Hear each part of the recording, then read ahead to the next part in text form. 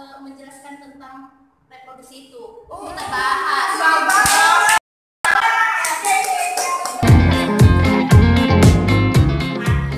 Saya akan menjelaskan bagian alat reproduksi wanita bagian eksternal. Yang pertama yaitu pons pubis.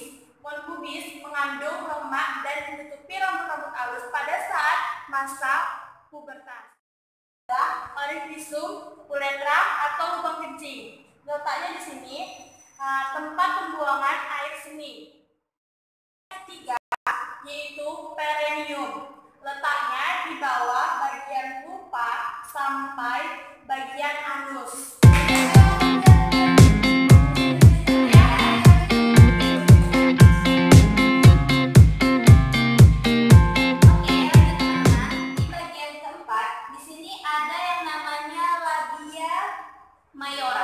Dan labia minora. Nah, labia mayora ini di mana bibir vagina yang paling besar di bagian luar, sedangkan labia minora itu bibir paling kecil dan berada di bagian dalam. Labia mayora ini lapisan yang mengandung lemak dan ditumbuhi rambut, sedangkan labia minora di sini jaringan yang tidak dilapisi lemak dan tidak ditumbuhi rambut. Lanjut, yang keenam, di sini ada klitoris. Nah, klitoris ini sifatnya sensitif. Bentuknya seperti kacang polong yang fungsinya untuk merangsang kita saat kita melakukan koitus atau hubungan seksual, teman-teman.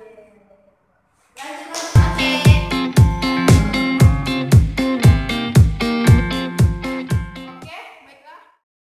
Yang ketujuh, introitus vagina atau lubang vagina. Fungsinya ada 3. Yang pertama sebagai tempat koitus, yang kedua sebagai tempat peranakan atau keluarnya bayi, yang ketiga sebagai tempat keluarnya saluran lendir darah atau menstruasi. Lanjut, yaitu vestibulum. Vestibulum gunanya untuk penghasil keluarnya air mani.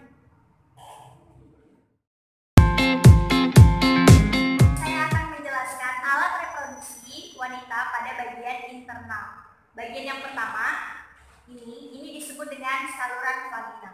Saluran vagina ini berfungsi untuk yang pertama keluarnya darah menstruasi, yang kedua untuk keluarnya janin, dan yang ketiga untuk melakukan hubungan seksual atau koitus. Bagian yang kedua ini disebut dengan cervix. Cervix ini adalah mulut rahim.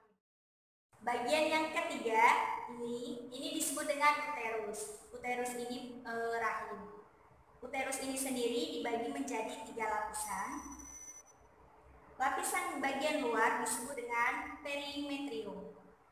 Terus lapisan yang bagian tengah disebut dengan myometrium. Kemudian lapisan yang bagian dalam disebut dengan endometrium. Kemudian bagian yang tengah ini disebut dengan corpus uteri. Corpus uteri ini membesar sesuai dengan usia kehamilan si ibu. Lanjut dong, Oke.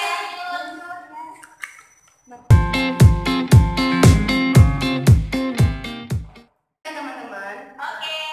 Bagian keempat itu ada yang namanya tuba falopi. Nah, tuba falopi ini ada 2, tuba falopi kanan dan tuba falopi kiri. Nah, tuba falopi ini merupakan tempat terjalinnya fertilisasi atau pembuahan. Nah, jadi teman-teman saat melakukan koitus atau hubungan seksual, itu kan sperma ini kan akan ditumpahkan melalui vagina. Jadi spermanya ini akan berenang menuju ke tuba falopi.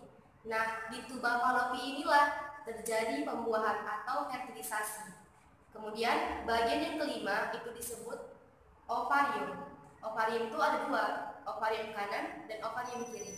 Nah, ovarium ini fungsinya sebagai proses pembentukan dan pematangan sel telur. Nah, jadi teman-teman spesialnya perempuan ini bisa menghasilkan 1 bahkan 2 sel telur setiap harinya.